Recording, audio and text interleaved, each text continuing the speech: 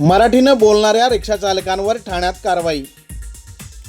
ठाण्यात 37 रिक्षा चालकांना कारणे दाखवा नोटीस। परिवहन विभागाची कारवाई, रिक्षा चालकांची मराठी भाषेची पडताळणी। मराठी भाषा ज्ञानाची तपासणी, परिवहन विभागाची विशेष मोहीम।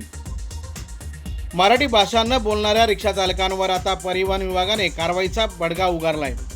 ठाणे शहरातील विविध भागात परिवहन विभागाच्या अधिकाऱ्यांनी धडक मोहीम राबवत रिक्षा चालकांची व्यावहारिक मराठी भाषेची पडताळणी केली।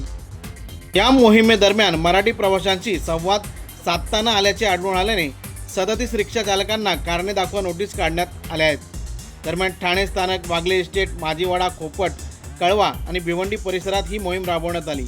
या कारवाईत अंदाजे 450 वाहनांची झाडाझडती घेण्यात आली। राज्यातही अशा प्रकारे वाहन चालकांच्या व्यावहारिक मराठी भाषेच्या ज्ञानाची तपासणी सुरू असून ही मोहीम 30 सप्टेंबरपर्यंत सुरू राहणार आहे।